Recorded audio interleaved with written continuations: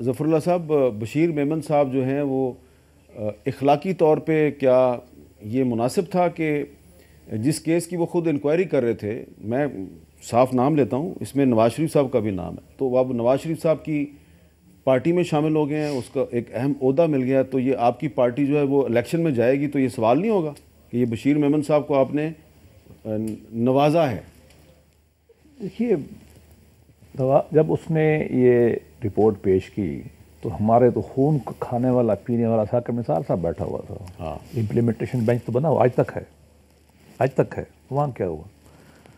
हमें तो उन्होंने एक इम्प्लीमेंटेशन बेंच बना के मियाँ साहब की सज़ा डिस्क्वालिफिकेशन को बैठ के मॉनिटर किया ना, तो उनको तो चीज़ें चाहिए होंगी ना। इस केस में एक और पहलू भी था, जैसे उन्होंने कहा कुछ ने तो माना था ना। हाँ माना था। उनके खिलाफ क्या हुआ? कुछ अच्छा चलो छोड़ें, हमारी गवर्नमेंट तो चलो 13 से 17 तक थी ना। हमारे blood thirsty enemy Imran Khan साहब की भी 4 साल हुकूमत रही, हमें वो पकड़ लेते।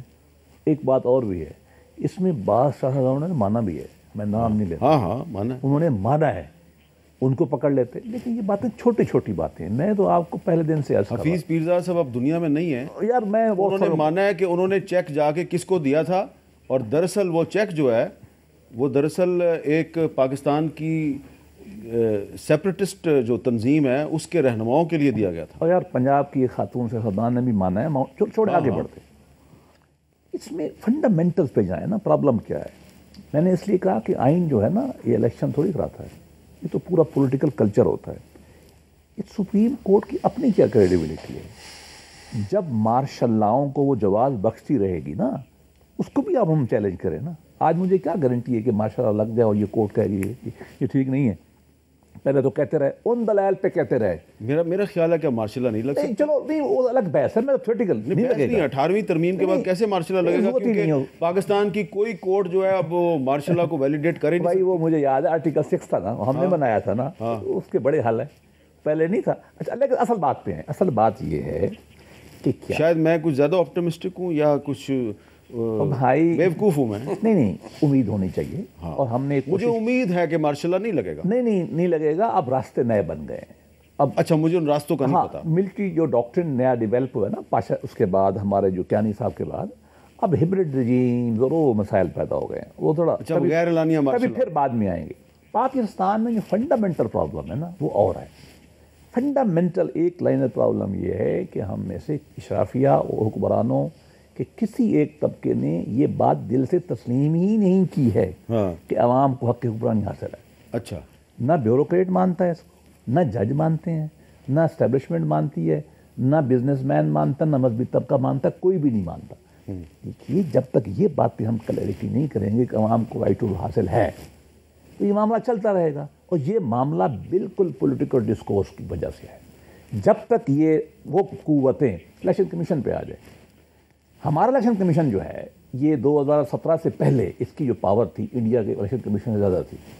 अब तो हमने इनको वो पावर दे दी हैं जो ये मांगते भी नहीं थे। टू बी ऑनेस्ट, अपना ड्राफ्ट बना के लाए थे, हमने वो भी दे दिया इनको जो कहते थे। मैंने एक दर केस में इनको कहा, मैंने कहा देखो, आपकी पावर इंडिया के इलेक्शन कमीशन 10 गुना ज़्यादा है। उनकी शोहरत देखें, उनकी पावर देखें, उनकी स्पाइन देखें और अपनी देख लें। और मेरे भाई, मामला गहरे हैं पाकिस्तान में। ला बना लेने से कुछ भी नहीं होगा, ये फैसले आने से कुछ भी नहीं होगा, जब तक कि हम ये तय नहीं कर सकते कि हमने आवाम को आज 2023 में हुक्मरानी देना है। और वो तमाम लोग उसमें शामिल होंगे, बशमूल मेरे और मेरे वकीलों के, जो खड़े होकर फिर मार्शल लॉ को जवाब बख्शते हैं। हम ही पैसे लेके करते हैं ना उनको जवाब। आप बार बार मार्शल लॉ का जिक्र क्यों कर रहे हैं? जब उसने आना ही नहीं तो आप जिक्र क्यों कर रहे हैं? मैं इसलिए कर रहा हूँ कि हमारी हिस्ट्री है ना। और अब उसकी नई शक्ल है। हिब्रिड रजीम क्या होती है? पिछली रजीम क्या थी? हाइब्रिड रजीम मतलब ये है कि फ्रंट पे कोई और हाइब्रिड रजीम वही होती है जो है। हाँ है, आगे और होता है, पीछे और होता है। देखिए ना, हमें मानना पड़ेगा ना, ये रियलिटी है कि हमारी नहीं है।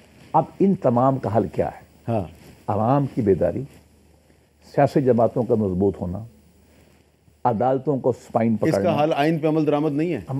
आइन में तो लिखा हुआ पहले भी था, 73 के बाद लिखा हुआ था। 77 में क्या हुआ? आइन में तो बहुत कुछ लिखा हुआ है भाई। एक होता है आइन लफ्ज, एक होते हैं आइन की स्पिरिट, एक होता है उसको अमल करने का जज्बा, एक होते हैं दस्तूरी रिवायात। हमारे यहाँ कुछ भी नहीं है बदकिस्मती से। अब बेहतर हो, मैं वो उन लोगों में क्या शामिल मुझे हूं जो समझते हैं कि हम पहले से बेहतर जा रहे हैं, क्या लेकिन टाइम लगेगा। कामरान मुर्तज़ा साहब, क्या मुझे मौजूदा चीफ जस्टिस काजी फायद ईसा और उनके साथियों से ये सही उम्मीद नहीं है कि ये पाकिस्तान में आइन पर अमल दरामद करवाएंगे? आप इसमें दुरुस्त उम्मीद रखते हैं, और मैं जो समझता हूँ या मैं काजी साहब को जो जानता हूँ अपने सूबे के हवाले से, वो कोई लेगेसी छोड़ के जाएगा।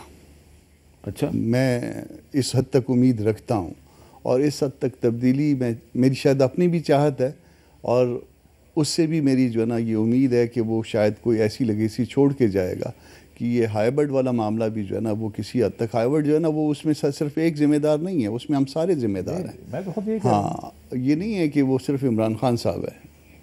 आगे भी ले लीजिए, पीछे भी ले लीजिए, जहाँ से भी लेंगे, जहाँ से शुरू करेंगे वो बात इधर तक पहुँचेगी। और इस दस्तूर में जो सबसे बड़ा मजाक है वो चोज़न रिप्रेजेंटेटिव्स का है। चोज़न कहाँ से होते हैं, ये इतना बड़ा मजाक है कि इसको जो है आप नहीं वो समझ पाएंगे शायद।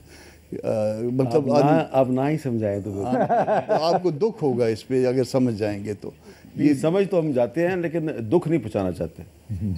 बस एक ब्रेक लेते हैं जी, ब्रेक के बाद दोबारा मिलते हैं।